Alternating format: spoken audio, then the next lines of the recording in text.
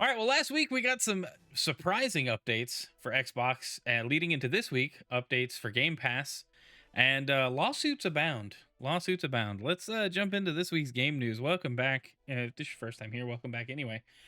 But Death Stranding shadow dropped last week on Xbox.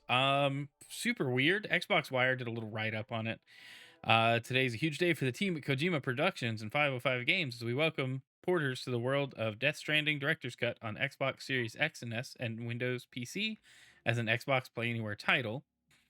This game originally launched on PlayStation and was exclusive, then came to PC, and now it is Play Anywhere, meaning you can play it on Xbox and your save carries over to your Windows version. And you know, I think that's really cool that that finally happened. They kind of do an overview of the game in the write up here on news.xbox.com. And we know that there's more Death Stranding coming in the future. I wonder if it will be a PlayStation exclusive at launch or if they got this port out because it's going to go multi-platform when it releases. I guess we'll find out. All right, Spyro Reignited Trilogy is now in Game Pass, and that's actually, I was waiting for this one to hit Game Pass since the Activision Blizzard deal was announced. Not that I didn't want to buy the Spyro Trilogy, but now I don't have to because I pay for Game Pass, and I'm actually really excited about this. I've been wanting to play these games forever, okay? Forever. So if you love Spyro and the first three games, they are now in Game Pass, and that is perfect because they are amazing and should be played, and we're gonna make some progress. I don't know if I'll play it on stream, but I'm definitely gonna get into it once I finish a couple of other games that have already started. But yeah, so super cool. If you got Game Pass, now you have Spyro Reignited Trilogy. All right. Genshin Impact, speaking of Xbox, launches on Xbox in November, which is November 20th, which is very soon. And there's a few things that we need to know. Windows Central did a little write up on the next version of Genshin Impact called version 5.2, Tapestry of Spirit and Flame. Version 5.2 will include 2 new playable characters, 2 new Saurians, 2 new tribes, a new boss, and new seasonal content, more main storyline quests, and more, and more. Additionally, HoYoverse has announced that when the Xbox Series X and S version of Genshin Impact launches on November 20th, Xbox players will receive the Wind Glider early, and Game Pass Ultimate members will receive recurring item bundles containing useful in-game items. I love this. Hopefully, it's actually like very helpful in-game items, but I feel like it's going to be enough to at least boost new players on Xbox up to like the current story if they play enough. I'm going to pick Genshin back up very soon because of this. I'm actually really excited. This is getting like an official. I did say if it officially released on Xbox, I would actually play it more regularly. So that's happening. Genshin's a free-to-play action RPG with gacha elements where the player must explore the world of Tevat in search of their lost sibling and defend it from monsters and villains alike. So the article goes on to like go in more detail with those highlights, which is cool. I don't think we need to jump into it anymore, but I do like the confirmation of Game Pass perks being available for Genshin Impact. Again, if you guys haven't played the game, it's really fun. It's on PC, it's on PS5, and soon on Xbox. It's worth playing. Like, I really think for a free-to-play game, it's very fun. It's very simple. There is a level of strategy to it, but the fact that it's like an action RPG is really fun. I kind of wish the combat was a little deeper as far as like what you can do, but it is really fun. And I don't know, it's the kind of like daily grind kind of game. You can pick up, play, do some daily quests or whatever, and then put it down and be fine. So I think it's worth checking out. If you haven't played it yet, ton of ways to play it. Wait for the Xbox release, you'll get some free stuff. It's gonna be awesome. All right, let's move on. All right, Nintendo Palworld lawsuit. Let's get into lawsuit world here. Hasn't stopped the survival hit from debuting at the top of Japan's PS5 charts, beating Dragon Ball Sparking Zero and Metaphor Re Fantasio. That is courtesy of Games Radar. So, Palworld recently launched on PS5, which, that we knew it was coming. It came out September 26th, and short delay meant it came to Japan slightly later on October 4th, which is a few days. PlayStation owners were eager to give the survival game a go because it's number one in October's PS5 download rankings in Japan and number 10 in the US and Canada, according to the official numbers from PlayStation. It had some fierce competition in those places too. In Japan, it managed to beat both Dragon Ball Sparking Zero and Metaphor Refantasio, two enormous October releases, as well as the likes of Call of Duty Black Ops 6 and the Silent Hill 2 remake and more. The ranking in the US and Canada is quite different, with Call of Duty Black Ops 6 on top and undisputed in third, although Dragon Ball Sparking Zero is notably still in second place. Palworld also managed to beat Metaphor Refantasio a second time to squeeze its way into the top 10. So it's super cool, especially considering that Nintendo's lawsuit, I haven't really covered it here on Game News because they just released, I guess I missed it in this week. Pocketpair, makers of Palworld, released which patents are being infringed, or Nintendo claims is being infringed. We can jump into that article as well. I didn't plan on it, but we absolutely should. So let's just make that our next topic. But considering that, and then the response to the game's release on PlayStation, like I just don't know if this lawsuit's going to hold water. But let's jump to it. Palworld developer reveals the exact patents it's alleged to have infringed upon in the Nintendo lawsuit, and they all have application dates after the survival game's release. So the patents are weird, from what I understand. The patent numbers are here. I'm not going to list them off. That's just a bunch of numbers. But they were applied for between February and July of this year, registered between May and August. Notably, all these applications come after the release of Palworld, which launched in early access on January 19th. Palworld confirms that Nintendo and Pokemon Company are seeking an injunction against Palworld, in addition to 5 million yen, as well as late payment damages to both plaintiffs. So, the patents, we kind of guessed what they were, probably related to how the Pokeballs work, Pokeball style catching mechanics, and then you have a chance and whatever to catch. But the patents were filed after Palworld released, and it's weird because the law, they're like sub patents compared to so there's these parent patents that were filed and granted years ago. But the patents that Nintendo is claiming are being infringed were registered recently, but because they're sub patents to a registered patent, they just inherit that patent date. So everything added to it actually has the older date on file, but the patents themselves weren't filed and granted until after Palworld released. It's honestly a big mess the more you look at it. One thing I will say though is it's gotta be I just don't think Nintendo would just let this ride. They've got to have some strategy beyond it's too similar to Pokemon. But I don't know. I just feel like they're not gonna make some progress with this lawsuit. But that won't stop the Nintendo lawyers from trying. Am I right? So yeah, that's where we are with the Palworld lawsuit. I'm sorry I didn't include that earlier, but it's here now. So yeah, let's talk about more Nintendo lawsuits. Well, actually, let's talk about this Ubisoft lawsuit. The Crew, Ubisoft is being sued by two gamers in California over shutdown of its open world racing game, The Crew. Back in March, they shut it down. Or coming up in March? Anyway, a class action lawsuit spotted by Polygon was filed November 4th by Matthew Castle, who bought The Crew from a GameStop in early 2020, and Alan Liu, who also bought it from a GameStop, but in November 2018.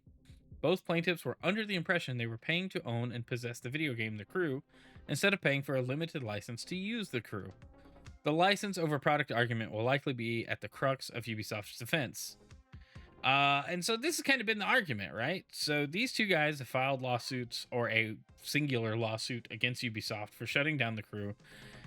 And I think it's finally time we have this discussion in the court of law. When games are not owned, when media is not owned, what am I purchasing and how clear is it, especially if I have a physical disc? If it's a license that we're paying for, even if you buy the physical version of the game, what does that mean? What does that mean? And I think we all need to have that reckoning, because the way it used to work is I bought Super Mario on the NES, and I own the cartridge. They can't shut down Super Mario on the NES as long as I have a working NES and the cartridge also functional. But now I can pop my crew disc into my console or try to open it on PC, and there's nothing to go to. It doesn't work because the game doesn't work, or it's been deactivated according to the network that you're connected to. And so I'm oversimplifying, but intentionally, because getting into the weeds here is annoying. But the crew is indeed no longer playable. No version of the game, whether it's physical or digital, or even if it's owned already and has been since it launched in 2014, can be bought and played in any capacity. So this sparked Ubisoft to do the offline versions of the Crew 2 and the Crew Motorfest, but the original just doesn't have any support. And we've talked about this before. But this also sparked California law to change, to force online stores to say you're not buying the game, you're buying a license, you're not purchasing, you have to say rental, or something along those lines. And it's I don't know that this lawsuit is really going to go anywhere because of Ubisoft's size and how lawyers will pick this up and run with it. But we have to have this conversation, right? We have to be able to go, look, ownership isn't ownership anymore. If I buy the physical game, what am I actually paying for? Explain it in plain English. And I think that needs to be like the important part of it. We need to stop even single player games now. You log in, you have to agree to terms of service. And it's like the game isn't even online. Like I'm not connecting to a server that I'm aware of in the game anyway.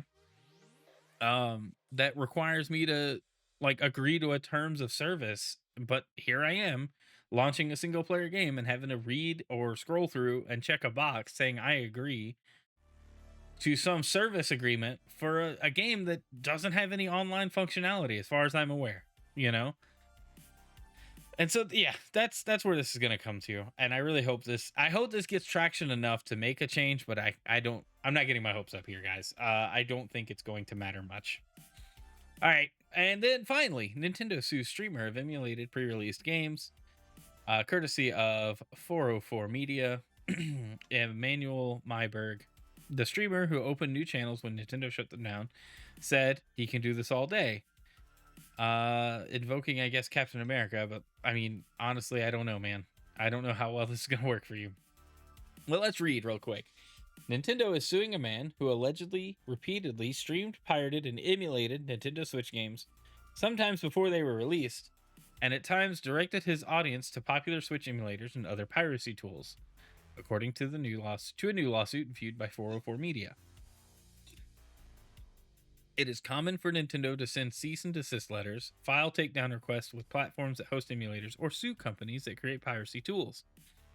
But it appears that in this case, the defendant, Jesse Kagan, who usually goes by Every Game Guru online, got under Nintendo's skin because he didn't stop streaming the emulated games in response to the company's usual tactics. Instead, whenever one of his channels was shut down, he opened new channels on other platforms, directed his seemingly small audience to pirate Nintendo games, and at times contacted Nintendo to tease the company directly. All right, bro, you're just trolling. The lawsuit shows that Nintendo followed Kagan's online activity closely, tracking him across Discord, YouTube, Twitch, Kick, and a number of lesser-known streaming platforms.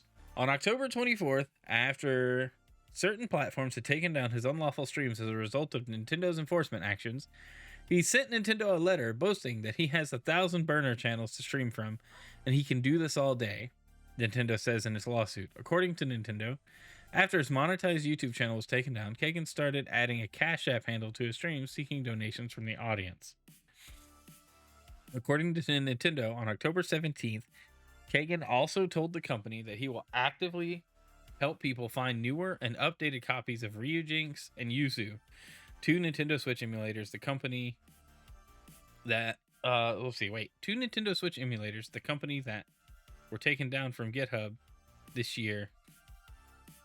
That sentence is weird, but basically those two emulators were taken down. Kagan also said that he was helping people play Nintendo Switch games on their PC with no need to buy Nintendo's hardware, according to the lawsuit. Love y'all. Capitalism is cancer. My channel's being deleted for sharing gameplay videos. This is your reward, Kagan said in one of the public posts sharing links to those emulators. Of particular concern to Nintendo, it seems that Kagan wasn't just streaming emulated pirated games, but he was streaming Nintendo games before they were released. See, all right, come on, bro. I've read enough. I've read enough. I get it. I get people's stances on emulation, but Nintendo ain't the one to mess with here, right? Like, you're not making the statement you think you're making. You are antagonizing the company, and we've already seen their lawyers go after people in person. You're really you're bringing so much attention on yourself, and it doesn't really paint emulation in a positive light here. It paints it as what a bunch of entitled brats do to not have to pay for video games. And that really, like, from that perspective, we don't want to support emulation that way. At least I don't. I want to support emulation as a learning thing, and a way to learn, how things work, software works, a way to back up and play backed up games that you own legally, but going after, like, and Nintendo has every right to do this, especially with streaming games that haven't come out yet. And yes, well, all publicity is good publicity, sadly. I don't think so in this case. I think anybody with any sense looks at this guy and goes, what a turd, is how I'm looking at it. I don't know. This guy is getting attention, but I don't know if he could survive the full arsenal of Nintendo lawyers after him. It's streaming games early, like pre-release. That's I think that's what did it for him. That finally got them to go, okay, we've got to, like, really go after this guy. So now that they know who he is, they have his name, they know he keeps spinning up channels. Like, I legitimately think he's gonna get sued a lot. Nintendo uses lawyer. It's super effective. No, it's very true, Denali. It's very true. So I don't know. It's, don't go after Nintendo's lawyers, guys. Like, don't tease them, because they get paid very well, apparently, and they're very good at what they do. All right, let's move on. All right, PS5 Slim is getting a price cut for the holidays. $70 off the digital edition through December 24th, which is Christmas Eve for those that don't know. Sony's cutting the price of the Slim PS5 Digital by $70, making it more affordable for the holiday season. Typically, that PS5 model costs $449.99, but it will start at $379.99 through December 24th, which, makes if you buy it and then buy the disc drive, you're only paying like $10 for the disc drive. So, if you can find the disc drive, because it's being scalped. But, that's cool. We're starting to see more holiday sales coming out. I may do a video kind of going over everyone's holiday lineup and sales, because Nintendo also announced theirs, but I didn't feel that they fit in well here, because I think we went over them already at some point. But here we are. Yeah, so cool. If you haven't bought a PS5, you can get that Slim for a little cheaper. All right, let's go to the next thing. Speaking of PS5 Pro launched last week, and seems to be in stock everywhere, because scalpers are losing money on PS5 Pro resale. The key takeaways: this game rant by Truman 2. Scalpers are struggling to profit from reselling a PS5 Pro due to limited demand and high pricing. Prices on eBay UK for the PS5 Pro listings are below retail price, indicating low demand. In Japan, PS5 Pro resale prices on Mercari are not yielding profits due to high costs involved. So, I don't know what they were thinking, but this thing wasn't going to be flying off the shelves at $700 US. And then on top of that, people aren't going to buy them on eBay if they could just go to GameStop and get them, or Walmart or wherever. So it's kind of weird, but I love it. I love when scalpers get their just desserts, Now, the disc drive, on the other hand, is being resold at a ridiculous markup. Disc drive is being listed at around 150 to 250 pounds. Regardless of the region, the console is still quite expensive and contentious. I don't necessarily think the PS5 Pro is contentious. I just think it's expensive. If you didn't have a PlayStation at all and you want the best of the best, buy the Pro. It is more expensive. It is digital only unless you buy the disc drive. Other than that, buy the Slim, because it's fine. It's playing every game that comes out. It's gonna look great. Games run well. It's fine. You're not gonna really notice unless you're looking for that specific thing in your gameplay. And if you are, you're probably zooming in on the puddles to see the reflections, or looking at the flags rendered off in the distance to see how pixely they are. If that's your thing, buy the best of the best of the best and don't sweat it. If you're buying a Fortnite machine, may I pitch the Xbox Series S, not the X, but the S, because it's super cheap. It runs Fortnite just fine, 120 frames per second. It's what I play on, and it's great. It's great.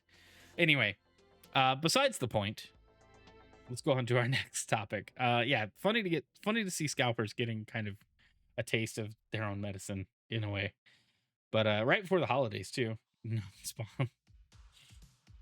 definitely not sponsored. All right, Fortnite. This is not a drill. No, this is a post on X. OG is coming back and is here to stay. Relive Battle Royale from the start and explore the OG map, collect OG loot, and relive OG seasons. Drop back in on December 6th. That's the whole tweet. That's the whole post. That's all we know. But why I posted this is because we knew this was happening. This was kind of leaked. We've talked about it here and there on stream, mostly during playing Fortnite, in the morning streams. But December 6th, the OG returns. So they're doing Chapter 1, Season 1, which is weird because I think it was just called Season 1 before they decided to do chapters, because Chapter 2 was a big deal, which is the current thing right now. It's Chapter 2 Remix, and it's actually really fun. If you guys like Fortnite, check it out. But the OG season being permanent, I think says a lot about how they reacted to Fortnite OG last year and just how many people are vying for that original Fortnite experience. I like that it's getting a zero build mode, much like it did last year, meaning I can enjoy it because I hate builds. But it's cool. I love to see it. It's kind of funny because the next post, a blast of the past begins with Overwatch Classic. This is a blog post. This is the latest update. We're going to jump into this after the game news on the channels. 8 years ago, Blizzard released a completely new gaming world called Overwatch, connected by a theme of fighting for the future. Millions of you jumped in to experience new heroes like a time-jumping adventurer, an esports champion turned mech pilot, and a genetically modified gorilla from the moon. Together, we all fought across fantastic battlegrounds from the corners of a future Earth, including Temple of Anubis, Hanamura, Kings Row, and Dorado. Now you'll be able to relive the nostalgia in a series of new, limited-time events in Overwatch 2, where you can experience the original heroes' abilities and maps in the classic 6v6 team-based action you remember. Get ready to answer the call for Overwatch Classic. So, when they said they were testing 6v6, I didn't know they were just going to rewind all the way back to day one, but here we are. Each Overwatch Classic event will feature heroes and balance from popular moments in the game's history, ranging from the fast-paced and frantic gameplay of the 2017 Moth meta to the triple tank, triple support style of GOATs. In the first Overwatch Classic event, we're taking it all the way back to the original 1.0 release from May 2016, which includes many abilities that haven't been seen for years and all the chaotic gameplay from that era. I'm so hyped. The trailer they showed was fantastic. The Mercy Res ult, 2-tank meta, Bastion having healing, and his turret mode. Oh, it's so good. I'm so excited. Patch 1.0 introduced us to the first 21 heroes and 12 maps across 4 different game modes. Many of the heroes had high risk but high reward gameplay. You'll also be able to flex with 1, 2, or even 6 tanks to form your frontline defense, plant multiple turrets on the payload, and constantly boop or hook your opponents into the Ilios well. Expect heroes like Widowmaker to be a constant threat, or be careful as you try to peek around corners, as Hanzo's Scatter Arrow can strike you before you can see it. They brought back Scatter Arrow, everyone. Junkrat and Diva mains will need to watch out as their own weaponry can harm them, and you'll be extra pressured to attack or defend the objectives, as Symmetra's teleporter will be able to transport players from their spawn directly back into the action. Finally, watch out for Mercy to swoop in after you make that stunning quintuple elimination, as her Resurrect ultimate will instantly revive all of her fallen allies at once. I'm so pumped for this, guys. It is going to be so fun. Regrouping heroes in their 4 original classes, but you're not required to play attackers when on attack or defense, or defenders when defending. Pick the heroes that work best for you. Also, in the first few days, Overwatch Classic will play with the no hero limits rule, as the original release didn't enforce hero limits. So you can have up to 6 of the same hero for any meme comp you want. After that, we will enable single hero limits for the remainder of this first Overwatch Classic event. I want to know what Symmetra gun she'll have. Yeah, I feel like it's all reverted to 1.0. Each hero will be able to power up their ultimate ability a lot faster than in Overwatch 2, as the general ultimate charge cost was much lower back then. Also, any heroes that can be interrupted out of their ult can have a portion of their ultimate charge salvaged depending on when the interruption occurred. Health pools, damage outputs, and projectile sizes are also reverted to before the Overwatch 2 Season 9 update. I'm so pumped. This means Mei will freeze people again. One of my favorite things she could do was freeze people in place. So Overwatch Classic is very necessary, I think, to the health of the overall game. I'm hoping the response is overwhelming for the devs to bring back just 6v6 in whatever way they want, or make Classic like another queue pool, whatever they want to do. I'm excited for this. We're gonna hop into this tonight. I was gonna play Fortnite tonight after the stream, after the game news, but I want to play some Overwatch. I want to jump into this. I want to know what's going on. I encourage anybody that's casually interested to jump in with me. Um, Another thing I'm looking forward to with this is to see what else they're going to do. Are they gonna like go to like major patch points when like major updates occurred? Because they said this is the first event, but they will have other events in Overwatch Classic. What if they just re-released Overwatch 1, and if you bought it, you just have Overwatch 1 with loot boxes and everything?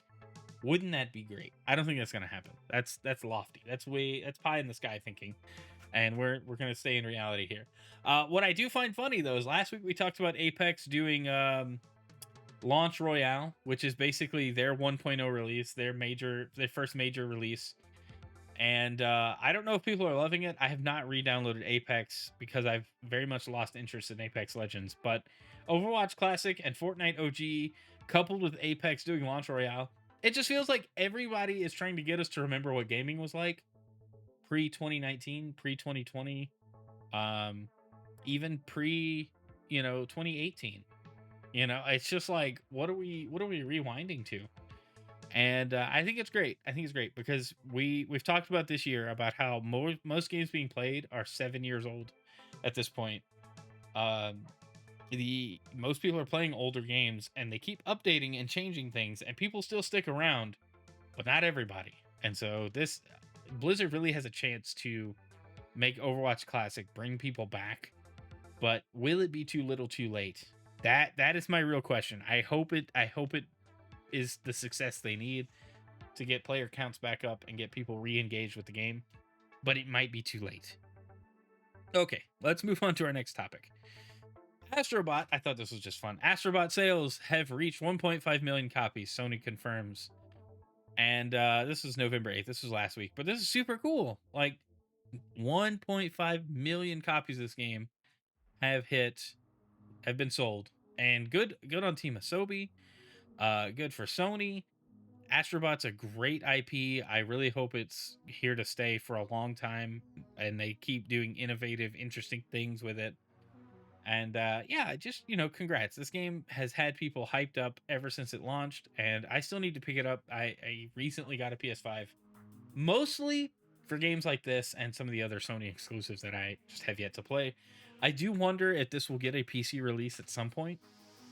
It's possible, but I think the PlayStation sales are still great. 1.5 million copies. That's no small feat for a exclusive IP.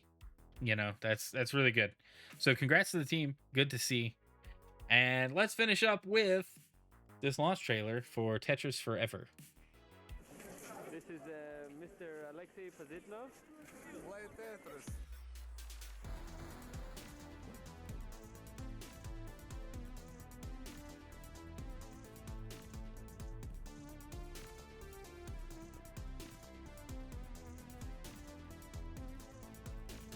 It's kind of neat. I didn't know what to expect with this. This was just like dropped. I still play with my box of pentaminas, and I'm wondering why nobody play against each other.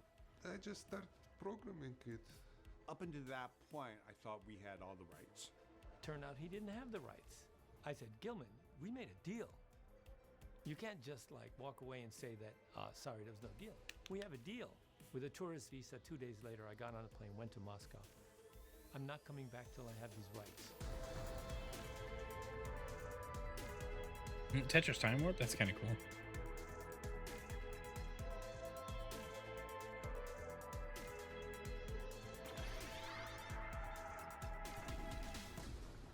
some kind of a addictive loop. I'm really hooked on this game.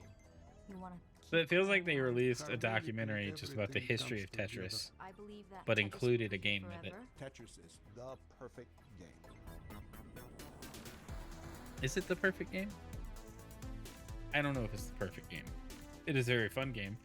Tetris 99 is a really fun game.